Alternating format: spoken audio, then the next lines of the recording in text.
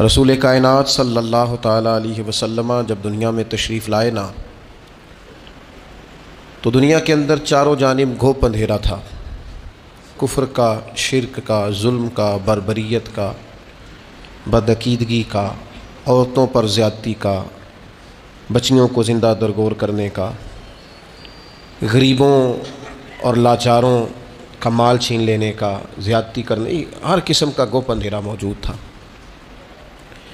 نبی اکرم صلی اللہ تعالیٰ علیہ وسلم کی تشریف آوری کے بعد حضور کی عمر مبارک جب 40 سال کی ہوئی تو اللہ تعالیٰ نے پہلی وحی نازل فرمائی۔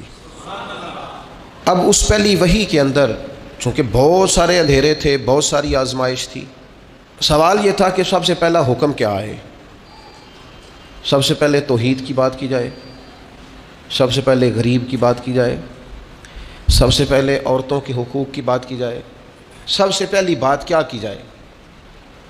لیکن قربان جائیں، جب پہلی وحی نازل ہوئی ہے تو پہلی بات یہ کی گئی کہ اقرا، پڑھیے، اقرا بسم ربک الذی خلق، پڑھیے اپنے رب کے نام سے جس نے پیدا کیا ہے۔ ان سارے اندھیروں کے بیچ جس اجالے کی سب سے پہلے بات کی گئی وہ علم کا اجالا ہے۔ پہلے پڑھیں، علم حاصل کریں۔ جب انسان پڑھتا ہے، علم حاصل کرتا ہے تو پھر اسے پتہ چل جاتا ہے کہ عقیدہ توحید کتنا ضروری ہے۔ پھر اسے خود بخود احساس ہو جاتا ہے کہ نبی پاک علیہ السلام کی محبت، حضور کی فرما برداری یہ کس قدر ضروری ہے۔ جب انسان تعلیم حاصل کرتا ہے، شعور کی بلندیاں حاصل کرتا ہے تو اسے پتہ چل جاتا ہے عورتوں کے حقوق کیا ہیں۔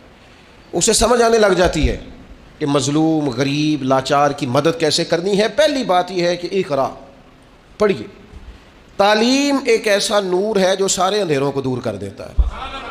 آپ کسی کمرے میں داخل ہو جائیں، اس کمرے میں سانپ بھی ہے، بچھو بھی ہے، کچھ اور موذی جانور بھی ہیں۔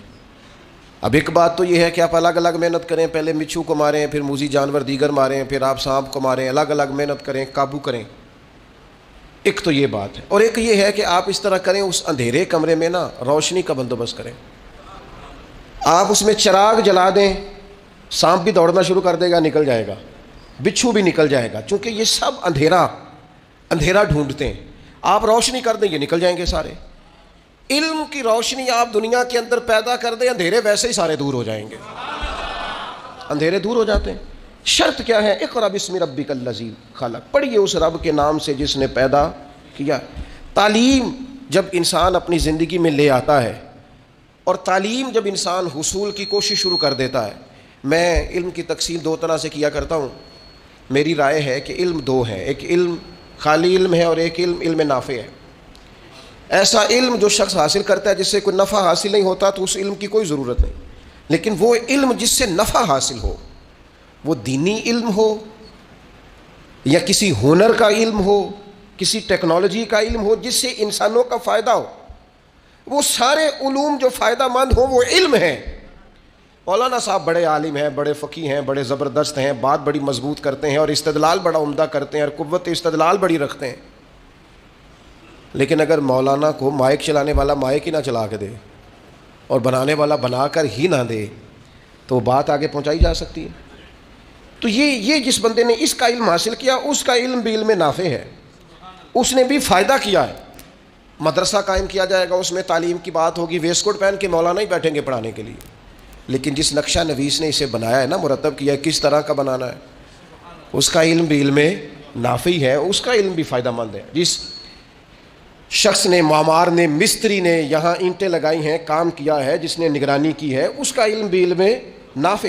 ہم ایک دوسرے کی ضرورت کو محسوس کریں اور جتنے بھی علوم لوگوں کے لیے فائدہ مند ہیں ان سب علوم کی اہمیت کا اقرار کریں اور پھر دنیا کے اندر سفر کریں تاکہ مسلمانوں کی آنے والی نسل علوم والی ہو، علم و حکمت والی ہو۔ ضرورت پڑ گئی تھی نا کشتی بنانے کی تو بنائی نا کشتی حضرت نوح علیہ السلام نے، ضرورت پڑ گئی تھی نا کپڑے سینے کی تو سیے نا کپڑے جناب ادریس علیہ السلام نے، ضرورت پڑ گئی تھی نا تو حضرت آدم علیہ السلام 1000 پیشہ جانتے تھے، 1000 زبانیں بولتے تھے۔ وَعَلَّمَ آدَمَ الْأَسْمَاءَ كُلَّهَا، رب فرماتے ہیں ہم نے آدم کو علم سکھایا ہے۔ لوگ تو کلی کا انکار کرتے ہیں، انہیں فرمایا کُلَّهَا، کل علم سکھائے جناب آدم علیہ السلام۔ حضرت آدم کی جو فضیلت ہے وہ بھی علم کی وجہ سے۔ علم کا حصول اور علم کی طرف اسلام کبھی بھی علم اور تحقیق سے عداوت نہیں رکھتا. اسلام کہتا ہے بار بار قرآن میں تدبر کرو، غور کرو، فکر کرو، معنی اخذ کرو. امام محمد رحمۃ اللہ علیہ ساری رات بستر پہ لیٹے رہے، ان کا شاگرد ساری رات قریب نفل پڑھتا رہا. کہتا ہے امام صاحب سویرے اٹھے، وضو بھی نہیں کیا، نماز کی نیت باندھ لی، اور میں اللہ اللہ کرتا رہا، اور دل میں ہلکا سا خیال بھی آیا تھا کہ جناب دیکھو میں نیک آدمی ہوں، میں نے اتنی عبادت کی اور امام صاحب سوئے ہوئے ہیں. فرماتے صبح جب وہ بیدار ہوئے اور بغیر وضو کے مصلی پہ کھڑا ہو گئے تو اب مجھے تشویش ہوئی. میں نے کہا حضور آپ سوئے نہیں؟ فرمایا نہیں. کہا حضور ساری رات باوضو لیٹے رہے؟ فرمایا ہاں. کہا حضور کیا کرتے رہے؟ فرمایا تم اپنے لیے کام کرتے رہے، میں نبی پاک کی امت کے لیے کام کرتا رہا. میں نے قرآن و حدیث سے 100 مسئلہ تدبر کر کے، غور کر کے عرض کیا، 100 مسئلہ نکالا میں نے. اس مسئلے میں امت کو کیا ضرورت ہے، اس میں امت کو کیا ضرورت ہے، اس سے کون کون سے مسائل لفظ ہوتے ہیں، 100 مسئلہ میں نے نکالا. اس لیے نبی پاک علیہ السلام نے فرمایا عالم کی فضیلت عابد پر اس طرح ہے جس طرح میری فضیلت تم میں سے کسی چھوٹے پر ہے. علم کو حضور نے درجہ عطا کیا، نبی پاک علیہ السلام نے درجہ دیا. قرآن مجید نے کہا قل هل يستوي الذين يعلمون والذين لا يعلمون، اے محبوب آپ ان سے فرما دیں کیا علم والے اور علم نہ رکھنے والے برابر ہو سکتے ہیں؟ یہ کبھی بھی برابر ہے. علم کی حوصلہ افزائی، تعلیم کی حوصلہ افزائی. آج مسلمانوں کا مسئلہ یہ ہے کہ مسلمان فروغ علم پر کردار نہیں ادا کرتے، ادارے نہیں قائم کیے جاتے، تعلیمی بنیادوں کو مضبوط نہیں کیا جاتا. ہم غریب کی مدد کرنا چاہتے ہیں، بھوکے کو کھانا کھلانا چاہتے ہیں، کمزور کو کپڑے پہنانا چاہتے ہیں، لیکن جو اس کی اصل مدد ہے وہ کیا ہے؟ وہ اصل مدد تو یہ ہے کہ آپ اسے علم سکھائیں، اسے ہنر سکھائیں. پہلے 1 آدھ 2 4 لوگ تھے کھانا کھلانے والے، پھر کھانا کھلانے والے سینکڑوں ہوئے تو کھانے والے بھی ہزاروں ہو گئے. لیکن اگر ان لوگوں کو ہنر مند کیا جائے، تعلیم کا شعور دیا جائے، صرف روٹی کھلانا ہی صدقہ نہیں، غریب کو پیسے دینا ہی صدقہ نہیں. ابن ماجہ میں حدیث ہے، نبی پاک علیہ السلام نے فرمایا سب سے افضل صدقہ یہ ہے کہ بندہ علم سیکھے اور پھر دوسروں کو سکھائے. یہ افضل ترین صدقہ ہے. یہ بھی صدقہ کریں، تعلیمی اداروں کے قیام میں اپنا کردار ادا کریں، تعلیم کی مضبوطی میں اپنا کردار ادا کریں، تعلیمی بنیادوں کو طاقتور کرنے میں اپنا کردار ادا کریں. فروغ علم کی مضبوطی یہ امت کی مضبوطی ہے. پھر وہی بات، اگر علم آ جائے نا، اگر تعلیم کے ساتھ تربیت حاصل ہو جائے نا، اگر فہم و فراست حاصل ہو جائے نا، اگر وہ شعوری بلندی جو ایک مہذب قوم کا حصہ ہوتی ہے وہ اگر آ جائے نا، تو کوئی شخص بھی کوئی بھی لبادہ اوڑھ کے آ جائے فرق نہیں پڑتا. یہ جو علم ہوتا ہے نا یہ انسان کو بااعتماد کرتا ہے. آپ کے پاس حضرت شیخ الاسلام خواجہ قمر الدین سیالوی رحمۃ اللہ علیہ کے پاس ایک شخص آیا، چونکہ عالم تھے، اس نے آ کے کہا امام اعظم کی بات نہیں ماننی چاہیے. تو کچھ لوگوں کو کسی کا اعتراض سن کے غصہ آتا ہے، کچھ کو ہنسی آتی ہے کہ ہر بیچارہ دیکھو کیا کہہ رہا ہے، اس کا شعور دیکھو. عالم تھے نا، علم ٹھہراؤ پیدا کرتا ہے، بردباری لاتا ہے. فرمانے لگے کیا کہا تم نے؟ کہنے لگا جی امام صاحب کی بات نہیں ماننی چاہیے. تو خواجہ صاحب فرمانے لگے تیری یہ والی بات مان لوں؟ وہ چپ کر گیا. کہنے لگا جی آپ کیا کہہ رہے ہیں؟ فرمانے لگے تو مجھے یہ کہہ رہا نا کہ امام صاحب کی نہ مانو، میری مانو، یعنی تیری مان لوں اور جنہوں نے رسول کریم کے صحابہ کی صحبت اٹھائی ہے ان کی بات نہ مانوں. یہ کب ہوتا ہے؟ جب آپ کے پاس آج علمی پسماندگی بہت زیادہ ہے. اس کی کچھ وجوہات ہیں. سب سے پہلا تو جو ہمارا غریب طبقہ ہے وہ کہتا ہے جی چھوڑیں جی، پڑھ کے کیا کرنا ہے، کچھ 4 پیسے کمائے، کسی کا میز صاف کرے، کسی کو چائے لا کے دے، کوئی موٹر سائیکلوں کا کام سیکھ لے، پڑھ کے کیا کرنا ہے. یاد رکھنا تعلیم انسان کو طاقتور کر دیتی ہے. یہ جس کو آج آپ نے 200 روپے دیہاڑی پہ بھیجا ہے نا، اس کو آپ تعلیم دیں، رب بڑا کریم ہے. امام شافعی فرمایا کرتے تھے علم آ جائے تو پیسہ تو پیچھے پیچھے آنا شروع ہو جاتا ہے. ہمیشہ علم والوں کی غلام بنی ہوئی دیکھی ہے دولت، اس کی تو ضرورت ہی باقی نہیں رہتی ہے، تو ہاتھ باندھ کے پیچھے پیچھے انسان کے چلتا ہے. پھر تاجر طبقہ بھی اپنے بچوں کو تعلیم نہیں دلواتا، کہتے پڑھ لکھ کے کیا کرنا ہے، یہ جا بھی کرنی ہے نا، دکان پہ بیٹھ رہنا تو ابھی بیٹھے دکان پہ اور ابھی سے کاروبار کرے. جتنے عرصے میں اس نے تعلیم حاصل کرنی ہے اتنے عرصے کے اندر اس کو تجربہ آ جائے گا. اور خدا کے بندے اگر یہ علم پڑھ کے دکان پہ بیٹھے گا نا تو پھر یہ دکاندار نہیں ہوگا، یہ قومی سطح کا تاجر ہوگا. پھر یہ اس طرح کا شخص ہوگا کہ جو کئی لوگوں کو اور ساتھ لے کے چلے گا. پھر امپورٹ ایکسپورٹ کی دنیا میں یہ بڑا نام کمائے گا. اسے آگے بڑھنا ہے، علم اس کو مضبوط کر دے گا. یہ اپنی فیلڈ کے اندر ہی طاقتور ہو جائے گا. لیکن دکان پہ بھی بٹھا، علم پڑھا کے بٹھا، محبوب نے بٹھایا تھا نا پڑھا کے جناب عثمان غنی کو، حضور سے دعا لے کے تقوی اختیار کر کے دین سیکھ کے تجارت کرتے تھے نا حضرت عبد الرحمن ابن عوف، تو پھر اس کا رنگ ہی کچھ اور تھا۔ ایک تیسرا مسئلہ ہے جس کی وجہ سے تعلیم لوگ حاصل نہیں کرتے، ایک تیسرا مسئلہ ہے، وہ ہے فضول خرچی ہماری۔ ہم دیگر جگہوں پہ پیسے زیادہ خرچ کرتے ہیں، تعلیمی اداروں کی طرف ہماری توجہ، جتنے پیسے ہم شادیوں پہ اڑاتے ہیں نا، دعوتوں پہ لگاتے ہیں، ان سب کو سمیٹ لو، اپنے بچوں پہ لگا دو، ان کی تعلیم پہ لگا دو، آپ ان کو باشعور کر دو۔ ایک عربی شاعر کا مقولہ ہے، اس نے کہا تھا یتیم وہ نہیں ہوتا جس کا ماں باپ نہیں ہوتا، یتیم تو وہ بچے ہوتے ہیں جن کو کوئی تعلیم و تربیت نہیں دیتا، وہ یتیم ہوتے ہیں بچے جن کو کوئی تعلیم نہیں دلواتا، کوئی تربیت نہیں کرتا، وہ یتیم رہ جاتے ہیں، وہ لاوارث ہیں بنیادی طور پر، اس لیے کہ کسی نے بندوبست ہی نہیں کیا۔ موٹر سائیکل لے کے دیا، تو نے کتاب کیوں نہیں لے کے دی؟ تو نے اسے مہنگی گھڑی پہنائی ہے، تو نے اسے تفسیر کیوں نہیں لے کے دی؟ تو نے اسے مہنگا موبائل تھمایا ہے، تو نے اس کے ہاتھ میں رسول اللہ کے دین کی کتاب کیوں نہیں تھمائی؟ ہم نے فضول خرچیاں کی، ادھر کی ادھر کی، یہاں کی وہاں کی، لیکن اپنے بچوں کی تعلیم پر ہم نے خرچ تھوڑا کھائیں، سادہ کھائیں، سادہ لباس پہنیں، لیکن سرمایہ بچوں کی تعلیم پر لگائیں۔ اور میں ہمارے ہاں آج کل محفلیں ہوتی ہیں، آپ محفل کرانے والے سے کہیں اللہ خیر کرے، اس کے پاس 10 لاکھ بھی ہے، اتنے بھی جلسہ کرنا ہے، اتنے بھی جلسہ کرنا ہے، اسے کہیں مدرسے پہ پیسے خرچ کرنے ہیں، کہتے دیں گے تو 50,000 زکوٰۃ دائی دو بعد، کیا مطلب؟ اب میں تو تھک گیا ہوں اس کام سے، میں کہتا ہوں جلسے تو وہ تو مطلب محفلیں تو وہ ہو رہی ہیں اور ہوتی رہیں گی، لیکن یہ عجیب بات ہے نا کہ جلسوں پہ جانے والے مولوی نعت خواں پیر وہ امیر ہوتے جا رہے ہیں اور مدرسے غریب ہوتے جا رہے ہیں، سارا کچھ ہو رہا ہے، لیکن ہم وہ کام کرنے کو تیار نہیں جو اصل کام ہے، جس سے روح انقلاب برپا ہوگی، اس طرف ہماری توجہ نہیں۔ ادھر ادھر کا خرچہ جتنا مرضی کرا لیں، آپ دیکھ لیں کہ عرسوں اور قوالیوں پہ اور درباروں پہ اور کبوں پہ کتنا خرچ ہوتا ہے، اور مدرسوں پہ کتنا خرچ ہوتا ہے، کتابوں پہ کتنا خرچ ہوتا ہے۔ تو تعلیمی مزاج پیدا کریں، علم کو سپورٹ کریں، ہمیشہ تعلیمی اداروں کو سپورٹ کریں، اس طرف فروغ علم میں اپنا کردار ادا کریں۔ باقی نام و نمود کے لیے ادھر ادھر نکل جانا، ذاتی شہرت کے لیے کام کرنا، خدا را اس سے باہر آ جائے۔ اور ایک چوتھا سبب بھی ہے ہمارے بچوں کے نہ پڑھنے کا، وہ ہے جو طلباء طالبات کے والدین ہوتے ہیں نا، وہ بچوں کی تعلیم پر توجہ نہیں دیتے، بچوں کے سرپرست غور ہی نہیں کرتے، خیال ہی نہیں کرتے۔ مدرسہ داخل کرا دیا ادارے میں بچے کو، پھر کبھی پلٹ کے پوچھا نہیں اس کی قابلیت کیا ہے، یہ کیا پڑھتا ہے۔ میں ہمیشہ دوستوں سے کہا کرتا ہوں مدرسوں میں بچے نہ داخل کرائیں، مدرسوں کے ساتھ وابستہ ہوں، آپ آئیں، اس کی معلومات کریں، اس کے بارے میں پوچھیں کیا پڑھتا ہے، کہاں پہنچا ہے، کیا کر رہا ہے۔ لیکن یہ دلچسپی نہیں ہوتی، بلکہ بڑے احسان جتلاتے ہیں والد صاحب، ناراض نہ ہوئیے گا، والد کہتے ہیں جی مجھے تو کام سے فرصت نہیں۔ کون سا کام؟ سال کے بعد دوستوں کے ساتھ مری جانے والا کام؟ کون سا کام؟ ہوٹلوں پہ کھانے کا کام؟ کون سا کام؟ موبائل دیکھنے کا کام؟ کس کام سے فرصت نہیں؟ اللہ ماشاء اللہ میں تو بیزی رہتا ہوں، لہذا میں بچے کے پیچھے، تو کون جائے گا بچے کے پیچھے؟ کون خبر؟ میں نے پہلے بھی کہا تھا ہم نے اپنے بچوں کو سارا کچھ دیا ہے، اعتماد نہیں دیا۔ ان کے ساتھ تو کوئی شخص اگر ظلم زیادتی کر رہا ہوتا ہے تو وہ ہمیں بتاتے نہیں، اس لیے کہ والد تو اتنا غصہ کریں گے، کہاں بات چلی جائے گی، وہ تو بات سنیں گے نہیں۔ ہمارا بچہ ہمارا دوست ہو، وہ ہم سے اپنا دکھڑا تو کہہ سکے، اس کے اندر اگر کوئی پریشانی ہے تو والدین سے ڈسکس تو کر سکے، ان کو بتا تو سکے یہاں میں آزمائش کا شکار ہوں۔ لیکن وہ ہمارا مزاج ہی نہیں، ٹائم ہی نہیں ہمارے پاس، اتنا کون وقت دے کے بچوں کو یاد رکھنا۔ سب سے قیمتی سرمایہ اگر ہمارے پاس کوئی ہے تو ہماری اولاد ہے۔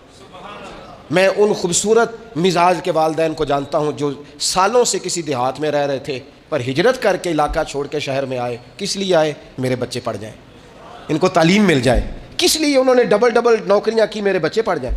تھوڑا سا بچوں کے پیچھے آئیں، ان کی سرپرستی کریں، آپ ان سے پوچھیں کہ وہ کیا چاہتے ہیں، ان کے اساتذہ کے ساتھ اٹیچ ہوں۔ یہ بچہ ہے، نرم و نازک کومپل جو ہوتی ہے نا، اس کو کئی چیزوں کی ضرورت ہوتی ہے، پودے کو پانی بھی چاہیے، اسے مناسب نمی کی ضرورت ہے، اسے سورج کی تمازت کی ضرورت ہے، اگر اس کے ساتھ کوئی جڑی بوٹی آئے گی تو وہ کاٹنے کی بھی ضرورت، یہ ساری ضروریات بنیں گی تو پودا بڑا ہوگا۔ ہم یہ کام ہی نہیں کرتے، بچوں کی سرپرستی نہیں کی جاتی۔ اور ایک پانچواں سبب ہے تعلیم کے عام نہ ہونے کا، وہ یہ ہے کہ تعلیم بکتی ہے، تعلیم کی تجارت ہوتی ہے، یکساں نصاب تعلیم نہیں، یکساں معیار تعلیم نہیں ہے۔ تین چیزیں ایسی ہوتی ہیں جو کسی قوم میں کبھی نہیں بکنی چاہیے۔ ایک قانون، ہر شخص کو اس کے دروازے پر انصاف ملے۔ ایک صحت، کوئی کمپرومائز نہیں، کبھی کسی کی صحت پر سودے بازی نہ کریں۔ میں بڑے درد سے کہتا ہوں صحت اور میڈیکل سے وابستہ لوگوں کے ساتھ، تم جب کسی سے پوچھتے ہو نا کہ تمہارا علاج ہونا ہے کتنے کو پیسے خرچ کر لو گے، جب تم یہ سوال پوچھتے ہو تو کبھی سوچتے ہو کہ اس جگہ اگر میرا کوئی اپنا ہوتا تو پھر بھی میں اس کی صحت پر تجارت کرتا؟ سوال پوچھتے ہو کتنے کو پیسے آپ خرچ کر لیں گے؟ اماں جی کو بڑا ہے، کوئی گھر میں کماتا ہے، نہیں تو پھر میں آپ کو سرکاری ہاسپٹل کا ایڈریس لکھ دوں، آپ وہاں چلے جائیں۔ کچھ تو خیال کریں، کچھ تو سوچیں، صحت پر بھی کمائی کی جائے گی، قانون پر بھی اور تعلیم کو بھی بیچا جائے گا۔ وہ عالم، وہ واعظ، وہ خطیب جس نے الف با تا سا سے لے کر بخاری شریف تک مفت پڑھا ہے استادوں سے، اسے کو کہتا تقریر کرانی ہے تو کہتا 40,000 ہے تمہارے پاس، تو 40,000 دے کے پڑھا ہے؟ تو نے پیسے دیے ہیں پڑھائی کے؟ یہ مزاج ختم کریں، تعلیم کو کبھی نہ بیچیں۔ تعلیم جب تک اس بنیاد پر نہ ہو ہم نے خیر خائی کرنی ہے۔ ہمارے استاد صاحب فرمایا کرتے تھے طلباء سے فرما برداری کا بھی لالچ پیدا نہ کرنا، اس بات کا بھی لالچ پیدا نہ کرنا کہ یہ تمہارے جوتے اٹھا کے تمہارے سامنے رکھیں گے، انہیں خالص اللہ کی رضا کے لیے پڑھانا، رب تمہارے دلوں میں نور پیدا فرما دے گا۔ تعلیم کو تجارت بنا لیا گیا ہے، مزاج نہیں ہے۔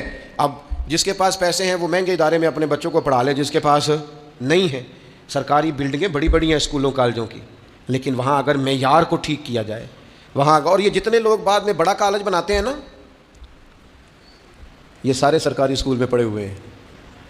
یہ جو بعد میں کہتے ہیں نا کہ میں نے 4,000 روپیہ فیس لینی ہے پہلی کلاس کی، یہ خود 3 روپیہ مہینہ دیا کرتے تھے۔ یعنی یہ جو آج کہتے ہیں نا جی تمہاری داخلہ فیس جو ہے وہ جانی ہے تو فلاں کاغذ بننے ہیں تو 40,000 جمع کرا دو، اور باپ بیچارہ کہہ رہا ہے قسطیں نہیں ہو سکتی، 2-4 قسطیں نہیں ہو سکتی۔ ان کے اپنا داخلہ 419 روپے گیا تھا جب انہوں نے میٹرک کیا تھا۔ کیوں ہم بھول گئے اس وقت کو کہ جب ہمیں تعلیم کی ضرورت تھی تو کشادہ تھا ہمارے لیے مسئلہ، اور ہم نے لوگوں کے لیے تعلیم کو تجارت کبھی نہ بنائیں، تعلیمی مزاج پیدا کریں۔ ہاں یہ میں آپ کو صحیح بتاتا ہوں کہ جہاں تعلیم مفت ہوتی ہے نا وہاں کچھ قدر کم ہوتی ہے، لیکن اب اس کو دیکھ کر کیا ہم ان چیزوں کی تجارت شروع کر دیں گے جو چیزیں ٹھیک نہیں؟ تعلیم کے مزاج کے اندر سے تجارت کو ختم کیا جائے اور قومی سطح پر ختم کیا جائے۔ اور میں تعلیمی ادارے چلانے والوں سے کہوں گا خدا را اس کو قومی، ملی اور دینی فریضہ سمجھ کے سر انجام دو۔